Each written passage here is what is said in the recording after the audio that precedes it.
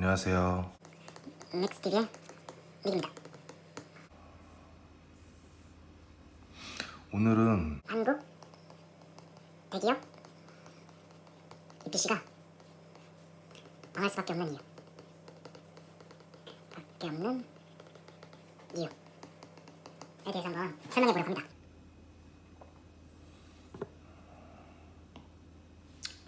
그 이유를 말하려고 하니까 다 연결이 돼 있더라고요. 연결이 돼 있어가지고 한마디로 표현을 하자면 한국 EPC는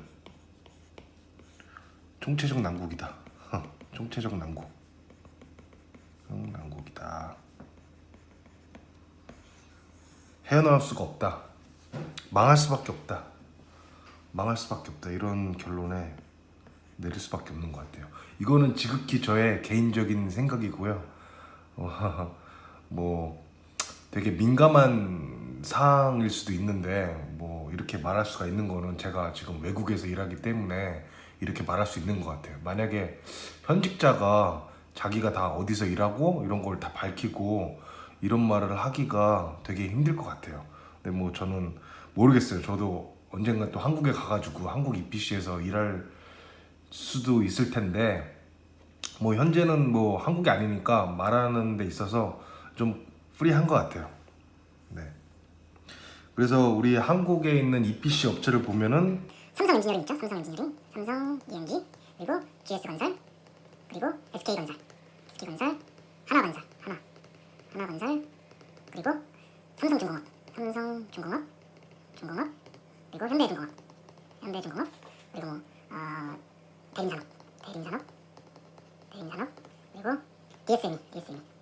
DSME는 대우조선해양이죠. 조선해양. 뭐 전체적으로 큰 기업만 말하면은 한 요 정도 말할 수 있을 것 같아요. 저희 보면은 삼성 엔지니어링 막 지금 망했죠 거의. 이런 말 해야 되는지 모르겠는데 삼성 엔지니어링이 제가 학교 다닐 때만 해도 정말 가장 탑이었는데 뭐 지금 모르겠어요.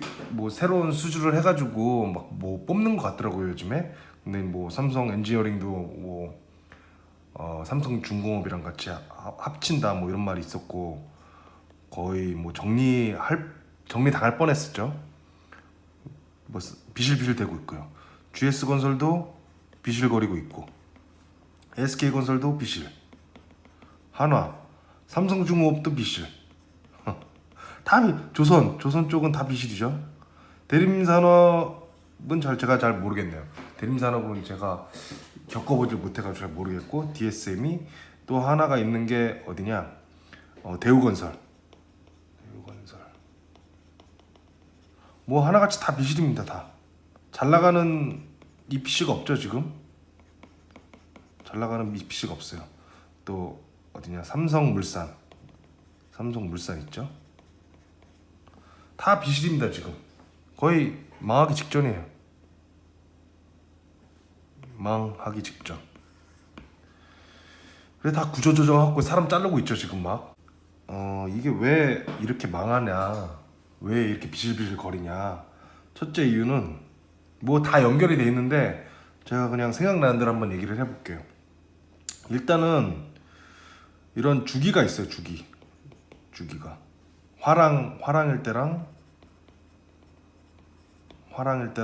좀 경기 침체일 때 보면은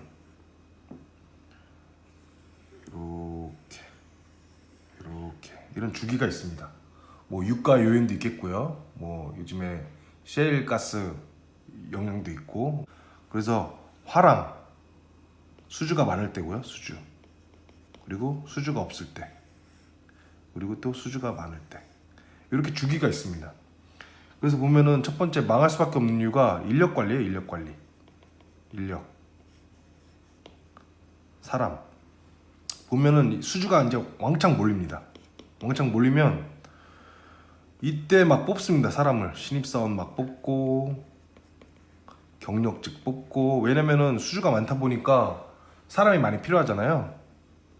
뭐 1조 때 뭐 몇천억짜리 프로젝트를 따면은 이때 사람을 엄청 뽑습니다. 이때.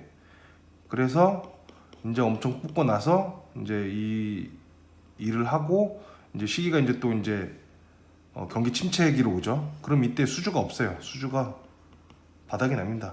지금 현재가 약간 지금 요 상태죠. 그래서 지금 제가 알기로는 모든 EPC가 신입사원을 거의 안 뽑는 걸로 알고 있어요. 제가 입사했을 때는 막 이제 화랑이 되려고 했을 때 그때였던 것 같아요. 그래서 그때 제 동기만 해도 한 200명 정도 뽑았던 것 같아요. 신입사원으로 200명.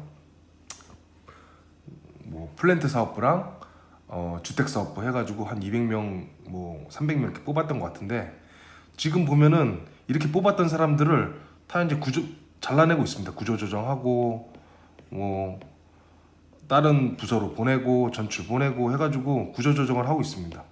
그럼 이때 이제 많이 배웠던 사람들이 있지 않겠습니까? 이때 이제 신입사원으로 해가지고 뭐 대리가 되고 과장이 됐으면은 이때 다 잘리는 거예요. 잘리는 거죠. 잘리면은 이때 인력만 잘리는 게 아니라 이 사람들이 갖고 있는 노하우가 있지 않을 겁니까? 이때 뭐 수주 엔지니어링 설계라든지 시공 이런 걸 하면서 레슨 앤 런이죠. 시행착오 같은 거 시행착오를 겪으면서 알게 된 뭐 이렇게 경험들이라든지 뭐 그런 것들 있지 않습니까? 그런 것까지 같이 읽게 되는 거예요. 그런 거를. 그래서 뭐 여기 남아 있는 사람 중에 이제 그거를 가지고 있는 사람이 있겠지만 이렇게 큰 프로젝트에서 어떻게 그 작은 거 하나하나를 다 기억을 하겠습니까? 그럼 이때 사람을 다 내보내고 이제 또 화랑기가 옵니다. 그럼 이때 어떻게 하냐? 또 이제 또 신입사원 뽑는 거예요. 신입사원 뽑고 경력직 뽑고 신입사원 뽑고 해서 이때 이제 실수를 많이 했지 않을 거면 시행착오? 그 시행착오를 또 겪습니다. 이때. 왜냐면 경험 있는 사람들을 다 내보냈기 때문에. 그래서 이때 이런 사이클이 있으니까 인력 관리가 안 되니까 어떤 이런 노하우라든지 그런 게 전수가 잘 안 되는 거죠. 그러면 또 시행착오를 또 겪는 겁니다. 이때 시행착오를 겪고 적자가 나고 적자가 나고 다시 이 사이클이 또 반복되는 겁니다. 또 이때 보면 이제 또 이때 사람을 또 자르겠죠. 구조조정을 하겠죠. 그럼 이때 또 사람들이 나갑니다. 이런 사이클을 반복하는 거예요. 그러니 이게 망할 수밖에 없는 거죠. 이게 엔지니어링은 어떤 기술력 싸움인데 기술 전수도 안 되고 또 레슨 앤 런도 안 되고 뭐 레슨 앤 런 뭐 한다고 하는데 잘 안 되죠. 왜냐면 프로젝트가 워낙에 크다 보니까 그거를 뭐 한창 바쁠 때는 이런 것들이 있었다 뭐 이런 거를 유심히 보는 사람도 없고 하여튼 요런 이유 때문에 망할 수밖에 없다. 첫 번째 이유로 말할 수 있겠고요. 두 번째로는 저가수주. 저가수주 타이트한 스케줄. 근데 이거는 뭐라고 할 수가 없는 게 저가수주 안 하면은 프로젝트 수주를 못 하니까 어쩔 수 없이 저가수주를 할 수밖에 없는 겁니다. 저가로. 뭐 뉴스 보면은 뭐 EPC 대기업이 1조짜리 뭐 몇천억짜리를 수주했다 이렇게 해서 막 와 주가 뛰고 난리가 나잖아요. 근데 과연 이 1조가 정확하게 에스티메이션 된 코스트인지 아니라는 거죠. 저가라는 거죠. 실제로는 이 프로젝트를 하기 위해서는 뭐 1.5조 원이 들어갈 수도 있고 뭐 이런 건데 1.5조 원짜리를 1조에 딴 거죠. 저가수주해서 예를 든 겁니다. 저가수주. 근데 이제 일단은 이 금액만 보면은 와, 큰 프로젝트 땄다, 대박이다 라고 하는데 사실은 이 수주가 저가일 가능성이 크다는 거죠. 그래서 결국은 프로젝트 막판에 보면은 적자가 나는 거예요. 5천억을 더 주고 지어주는 거면 적자가 나는 거죠. 그러니까 이게 뭐 이런 프로젝트를 땄다 해서 마냥 좋아할 수밖에 없는 게 다른 경쟁 업체보다 낮은 가격으로 들어갔기 때문에 이 프로젝트를 딴 거고 이 가격이 제대로 책정된 가격이라면은 뭐 수익이 나겠지만 거의 요즘 EPC를 보면은 뭐 처음에 적자로 하려고 하는 의도는 없었겠지만 의도가 있을 수도 있어요. 보통 뭐 이제 전략적 수주라고 해가지고 약간 적게 들어가서 우리가 경험을 쌓겠다라고 해서 이제 저가 수주를 전략적으로 해서 다음 프로젝트를 보자라고 하는데, 그렇게 하면 뭐 합니까? 경험을 쌓은 사람 다 자를 거면서 경험이 없어지는 거죠. 어쨌든 이런 저가 수주, 그리고 타이트한 공기, 이 타이트한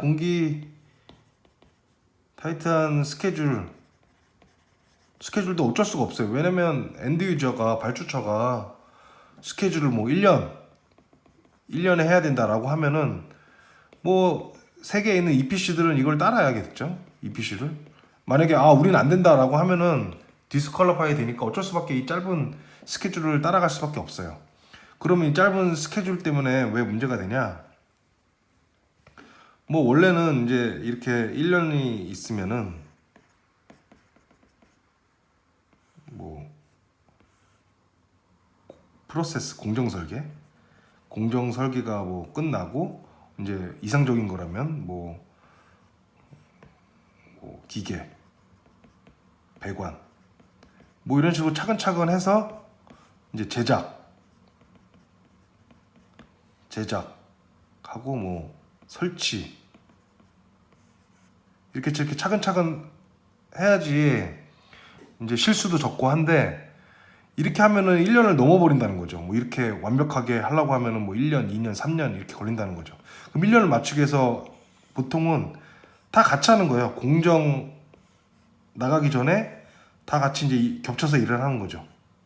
겹쳐서 제작. 설계가 완벽하게 픽스가 되지도 않는데도 이제 제작 시작합니다.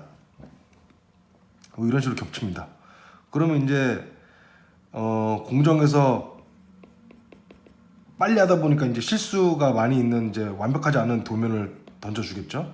던져주면 이 도면을 가지고 뭐 기계, 배관, 다른 이제 부서들이 이 잘못된 도면 가지고 일을 합니다. 그리고 또 다른 부서도 이 잘못된 도면 가지고 뭐 잘못된 건 아니지만은 뭐 완벽하지 않은 거죠. 실수가 있다는 거죠. 그럼 이 모든 사람들이 이 잘못된 도면으로 일을 해요. 그러면 이제 다시 여기서 도면을 수정을 하겠죠. 이 도면을 수정하면 여기 있는 사람들이 얼마나 많겠습니까? 여기에 관련된 벤더도 있을 것이고, 여기에 관련된 뭐 엄청난 사람들이 있겠죠. 그럼 여기서 설계를 변경할 때마다 이 모든 사람들이 일을 다시 해야 된다는 겁니다. 리비전 해가지고. 그럼 이 많은 인원들이 맨아워를 낭비하는 거예요. 공기를 줄이려고 하다 보니까 계속 이제 바뀌고 하다 보면은 실수를 낳고 많은 사람들을 더블 워크 시키는 겁니다. 맨아워를 더 쓰게 하고, 맨아워를 더 나가게 하고, 결국에는 이제 제작까지로 가면은 이제 큰일이 난 거죠. 이미 제작을 해버렸는데 제작한 걸 다시 뜯어 고치려고 하면은 뭐 커팅하고 뭐 용접 다시 해야 되고 하면은 이거는 엄청난 손실인 거죠. 근데 현재 EPC들이 다 이런 식으로 일을 하고 있다. 이렇게 많은 리비전을 하고 또 서로 욕하고 왜 또 고쳤냐, 왜 바뀐 거냐 이렇게 하고 서로 이제 아웅다웅하고 이렇게 하니까 오히려 이렇게 하다 보니까 공기가 더 늘어나는 겁니다. 실수가 더 많다 보니까 공기가 더 늘어나는 거예요. 그러니까 이렇게 하니까 망할 수밖에 없죠. 실수가 많이 나오고 고치는 게 많고 체인지가 많으면 당연히 공기는 늘어질 수밖에 없는 거죠.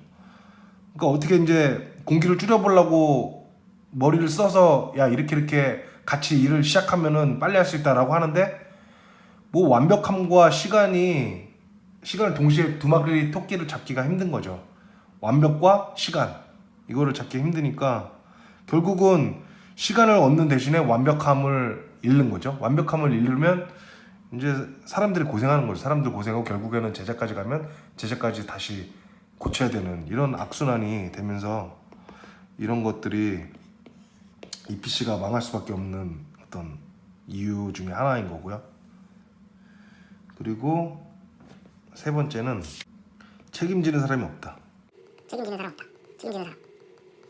사람. 임원이나 윗사람들이죠. 윗사람들이 책임진다. 책임은 어떻게 지냐? 뭐 잘리는 거죠. 잘림. 그러니까 이 사람들은 참 불쌍해요. 뭐 잘릴 수밖에 없죠. 왜냐면 이제 이 밑에 사람들이 얼마나 많겠어요. 설계팀부터 시작해가지고 얼마나 많은 사람들이 있겠어요. 설계하는데 많은 사람들이 있겠죠. 사람들이 이렇게 있는데 아까 말했다시피 이제 공기가 짧다 보니까 겹치게 이제 일을 하는 겁니다. 그럼 여기서 잘못된 도면을 넘겨주고 이 잘못된 도면을 또 이제 뭐 업데이트 하겠죠. 데이터 시트 만들고 그럼 그걸 또 가지고 벤더들이 또 일을 할 거고 이제 제작 업체들이 또 이제 준비를 하겠죠.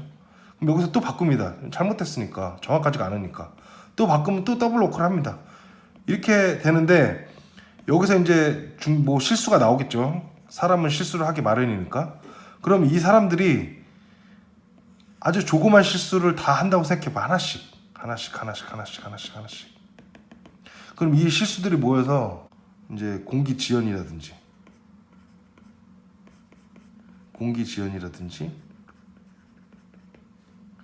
아니면 제작 실수 뭐 이런 것들이 나오겠죠. 그럼 이 사람들이 실수인데 결국은 이 사람한테 책임을 물을 수밖에 없어요. 왜? 대기업은 이 한 사람 뭐 메인 시작은 어떤 한 사람이겠죠. 하지만 이 도면을 여러 사람이 봤다는 거죠. 그러니까 실수가 분산이 되는 거예요. 이 사람만의 실수가 아닌 거야. 그러니까 뭐 우리 모두의 실수인 거죠. 그럼 우리 모두의 실수인 거면은 다 뭐 잘릴 수가 없는 거잖아요. 그러니까 이 사람을 이제 책임지고 이제 해임시키는 거죠. 그럼 또 새로운 임원이 옵니다. 이 새로운 임원이라고 다를 게 있냐? 왜냐면 지금 여기 실수하는 사람들은 그대로인데 이 사람이 뭐 시스템을 완벽하게 바꾸지 않는 이상이야. 결국은 이 실수가 나오고 이 실수는 이제 분산이 되는 거고 그래서 누구 하나 책임 물을 사람이 없는 거고 결국은 이 윗사람만 계속 바뀌는 겁니다. 바뀌고 여기 있는 사람들은 뭐 계속 일하고 결국은 책임지는 사람이 이 사람밖에 없다. 임원급. 왜냐면 실수가 분산되기 때문에 누구 한 명을 콕 집어서 네가 잘못이다라고 할 수 없어요. 그러니까 뭐 시스템을 바꿔야 되겠죠. 시스템을 뭐 체크리스트를 더 완벽하게 한다든가 퀄리티 컨트롤이 있는데 퀄리티 컨트롤이 잘 안 된다는 거죠. 왜냐면 퀄리티 컨트롤을 제대로 하려고 하면은 시간이 많이 들어가니까. 아니 가뜩이나 이제 공기도 작고 그런데 거기다가 이제 컨트롤까지 하려고 해요. 그러면은 이 공기를 맞출 수가 없죠. 아까 말했다시피 이 공기를 단축시키면은 정확성이 떨어질 수밖에 없습니다. 정확성이 떨어진다는 건 퀄리티가 낮을 수밖에 없어요. 퀄리티가 낮다는 거는 이 사람들의 실수를 완벽하게 잡아낼 수가 없다는 거예요. 결국은 책임지는 사람이 한 명밖에 없다. 뭐 시스템의 잘못인 거죠. 시스템. 왜냐면 사람은 완벽할 수가 없으니까요.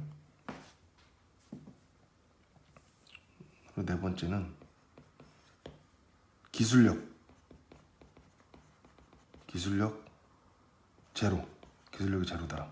이 제로라는 뜻은 뭐 아예 없다는 게 아니라 그러니까 우리가 가지고 있는 한국이 가지고 있는 기술이라고 하면은 뭐 인도, 중국, 뭐 일본 다 가지고 있으면 똑같습니다. 거의 비슷합니다. 제가 겪어보면은 다 똑같아요. 비슷해요. 가면은 기술 이 제로라는 거는 상대적인 수치입니다. 상대적인 수치. 그러니까 다른 어떤 세계 EPC랑 봤을 때 그게 특출나지가 않다. 뭐 별다를 게 없다. 한국이 알고 있는 기술이라면 인도 사람들 다 알고 있어요. 뭐 사이징하는 뭐 PSV 사이징, 뭐 하이드롤릭 다 이 사람들 다 할 줄 압니다. 기술력이 없어요. 결국은 이제 예를 들어서 기술력이 없다는 게 자동차를 만든다고 생각합시다. 자동차를 만들어요. 그럼 뭐 엔진이 있겠죠. 엔진이 있고 뭐 트랜스미션이 있고 타이어가 있을 수 있고 그럼 이제 한국 EPC에서 이제 이 자동차를 수주를 합니다. 한 대를 수주를 해서 이제 팔 거예요. 그럼 이제 이거를 조립을 하는데 EPC가 이제 다 조립을 할 수가 없으니까 엔진은 독일에서 사옵니다. 독일에서 사오고 뭐 타이어는 한국 타이어에서 사오고 한국 타이어 예를 들어서 뭐 덴마크로 합시다. 덴마크. 그래서 이 EPC는 이런 부품이라든지 이런 타이어, 이런 전문적인 것들을 다 사와서 조립을 하는 겁니다. 조립을 하고 이 사이사이에 이제 연결해주는 것들, 인터페이스 같은 것들을 이제 그거를 조율하고 이거 만드는 공기 같은 거를 조율하고 이제 그런 역할을 하는 거죠. 결국 핵심 기술은 이 엔진이에요, 엔진. 엔진, 트랜스미션, 타이어 만드는 법, 싸게 만드는 법, 이게 기술인 거죠. 이거를 연결해주는 이런 인터페이스 같은 거는, 이런 인터페이스는 다 할 수가 있습니다. 지금 인도 사람들도 잘하고 다 할 수가 있습니다. 결국은 기술은 요 엔진이에요, 엔진, 뭐 트랜스미션, 뭐 타이어, 뭐 LED 등, 요게 이제 기술이죠. 근데 EPC는 이제 하청업체라고 생각하죠. 이런 사람들을 하청업체라고 해서 이제 무시하고 하는데 결국 이게 기술입니다. 기술. 이거 없이는 어떻게 할 수가 없어요. 그래서 기술이 없다는 거예요. 그럼 기술이 없으면 왜 손해냐? 보세요. 이제 차를 만듭니다. 이제 한국 EPC예요. 한국 EPC, 일본 EPC, 중국 EPC, 중국, 유럽. 뭐 이제 똑같이 이제 만들려고 하겠죠. 이제 여기서 이제 가격 싸움을 하는 거죠. 그러면 이제 한국 엔진 다 들어가요. 똑같이 들어가는데 엔진 여기 이 모든 업체들이 다 독일의 A 업체한테 엔진의 견적을 묻습니다. 그럼 이 독일 엔진은 이제 하나 이제 견적서를 만들어서 똑같이 보내요. 똑같이 보냅니다. 100만 원, 100만 원, 100만 원, 100만 원 똑같이 보냅니다. 뭐 트랜스미션, 덴마크에서도 뭐 견적서 만들어서 똑같은 가격에 뭐 200만 원이면 200만 원에 똑같이 보냅니다. 그럼 결국은 이 사람들은 이 EPC는 다른 걸로 이제 가격을 줄여야 되겠죠. 왜냐면 이걸로는 경쟁을 할 수가 없어요. 왜냐면 이걸로는 가격이 다 같으니까. 물론 이제 더 싼 업체를 찾으면은 가격을 줄일 수 있겠지만은 보통은 이제 정해진 벤더가 있어서 그 벤더 안에서만 골라야 됩니다. 왜냐면 이 엔진은 독일이나 뭐 이태리에서 만든 엔진만 써라고 하거든요. 이런 발주처가. 그러면 여기 발주처가 말한 리스트에서만은 가격을 받을 수밖에 없는데 이 회사에서는 같은 가격을 주기 때문에 경쟁력이 없는 겁니다. 그럼 어디서 줄이느냐? 보통 여기서 줄입니다. 여기서 다른 데서 인력, 인건비, 예를 들어 인건비에서 줄인다고 생각합시다. 중국이나 인도 이런데 상대가 안 되죠. 인건비. 하여튼 이제 기술력이 없다 보니까 가격 경쟁력이 없는 겁니다. 인건비가 우리가 뭐 싼 것도 아니죠. 인건비 경쟁력이 없어요. 그렇다고 뭐 여기 있는 기술력이 뭐 좋은 거냐? 그런 기술력도 좋지가 않습니다. 왜냐면 아까 말했듯이 수주가 안 될 때 사람들 다 내보냈거든요. 그러면 그 노하우도 없는 거예요. 지금 이 기술도 별로 없는 겁니다. 그 상태에서 이제 이런 다른 업체를 이기기 위해서는 저가 수주밖에 없죠. 저가. 결국은 이제 망하는 겁니다. 이렇게 해서. 그래서 이제 제가 보니까 해외 어떤 AEPC 업체를 보면은 자동차를 만든다고 생각할게요. 있어요. 엔진 있겠죠? 엔진, 뭐 트랜스미션 이렇게 있다고 싶죠. 그럼 이 회사는 요즘 트렌드가 약간 트렌드 같아요. 어떻게 하냐면은 뭐 엔진 만드는 회사가 여러 개가 있겠죠. A, B, C, D가 있겠죠. 그러면 뭐 이 회사 그나마 이제 어느 정도 인정이 되는 회사 중에 비실비실한 회사가 있습니다. 비실비실해요. 뭐 경영 사정이 안 좋거나 그럼 이 EPC가 요 회사를 A 회사를 인수를 합니다. 인수. 그 인수를 한다는 뜻은 이 엔진 만드는 기술을 이제 확보를 했다는 거예요. 우리가 이제 엔진 만들 수 있어. 그리고 또 요 트랜스미션 만드는 회사도 이렇게 있지 않습니까? 그럼 그 중에 찾다 보면 약간 비실비실 되는 회사가 있습니다. 뭐 기술력은 좋다고 해도 뭐 경영을 잘못해가지고 이제 비실비실하는 회사를 또 인수를 합니다. 인수를 해요. 그러면 이 FPC라는 회사는 요 엔진 만드는 기술이랑 요 기술 또 타이어도 인수를 합니다. 그럼 요 세 개 부품은 EPC에서 자기네들이 이제 만들 수가 있는 거예요. 기술력이 생긴 거예요. 그러면 이제 이 A라는 업체는 엔진, 뭐 트랜스미션, 타이어를 만들 수 있는 기술이 있는 겁니다. 그리고 B EPC, 한국 EPC라고 할게요. 한국 EPC 경쟁을 한다고 해볼게요. 같은 이제 차를 만드는데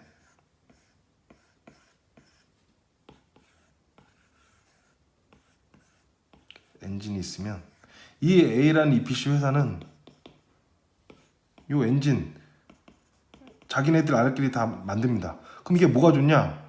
마진을 줄일 수가 있어요. 마진.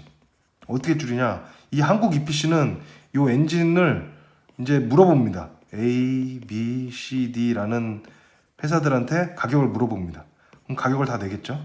이 사람들이 뭐 100만 원, 200만 원, 150만 원, 300만 원 이렇게 내겠죠? 그럼 이 가격을 낼 때 이 A라는 회사는 여기다 마진을 붙여서 내는 겁니다. 마진. 왜냐면 먹고 적자로 할 수가 없잖아요. 근데 그래서 이제 50만 원이 들어가는데 50만 원을 붙여서 100만 원에 이제 제출을 하는 겁니다. 근데 이제 당연히 이게 비싸겠죠. 왜냐면 이 회사들 마진을 붙이니까 자기네들이 제작하는 것에. 근데 이 EPC 업체는 마진을 굉장히 줄일 수가 있어요. 왜냐면 같은 회사이기 때문에. 같은 회사고 기술력이 있고 그리고 뭐 나라가 다르면은 커뮤니케이션 하는데도 오래 걸리겠죠. 근데 같은 회사면은 같은 사내에서의 커뮤니케이션이 좋고 해가지고 어떤 공기도 더 줄일 수 있을 뿐더러 기술력도 있고 해서 가격을 더 낮출 수가 있는 겁니다. 그래서 가격 경쟁력이 생기는 거죠. 가격 경쟁력이. 그래서 이게 보면은 제가 이제 해외에 있다 보니까 이렇게 해서 많이 하는 것 같더라고요. 그래서 이제 업체를 보면은 이 해외 EPC를 보면은 조그만 이 부품 인수를 많이 합니다. 인수를 해서 이제 자기네들이 기술을 해서 결국은 이 사람들의 꿈이 뭐냐 하면은 자동차 한 대를 자기들 이제 다 만드는 거죠. 다 만드는 거예요. 어디 뭐 이런 경적서 받을 필요 없이 꿈이 다 만드는 거예요. 자기네들이 만들고 이 핵심 기술은 자기네들이 만들고 이 나머지 인터페이스는 이제 오히려 다른 뭐 싼 곳에다가 이제 아웃소싱을 주는 거죠. 결국은 이제 기술력으로 옮겨가는 거예요. 그러면 이 EPC, A라는 EPC가 엔진 만드는 기술력이 생긴 거예요. 이 A라는 EPC는 엔진을 만들 수 있는 기술력 있는 회사를 인수했기 때문에 기술이 있어요. 그러면 이제 또 경쟁을 붙습니다. 자동차 한 대 만드는데. 그럼 한국 EPC가 있죠? 한국 EPC. 경쟁을 붙으면서 이 EPC는 한국한테도 제출을 하는 거예요. 이 엔진 만드는 거를. 경쟁자가 자기 고객이 되는 거죠. 그러니까 이 한국 EPC는 이 A라는 고객의 경쟁자이기도 하면서 클라이언트가 되는 거죠. 그래서 결국에는 이렇게 불황이 와도 이 A라는 EPC는 자동차는 못 만들지언정 엔진을 만들 수가 있으니까 이 엔진을 팔 수가 있는 겁니다. 그러니까 사업 다각화가 되는 거예요. 경쟁자를 고객으로 돌리는 거죠. 그래서 이런 식으로 해서 이제 기술력을 확보해서 불황기 때를 이제 좀 견뎌내는 것 같더라고요. 그래서 이런 어떤 돌파구 없이 한국 EPC가 살아남기가 굉장히 힘들 것 같다. 그래서 망할 수밖에 없는 이유에 대해서 주제 넘지만 한번 말해봤습니다. 지극히 개인적인 의견이니까요. 악플 같은 거는 달아주시기 말아주시기 바랍니다. 네, 오늘은 여기까지 하겠습니다. 감사합니다.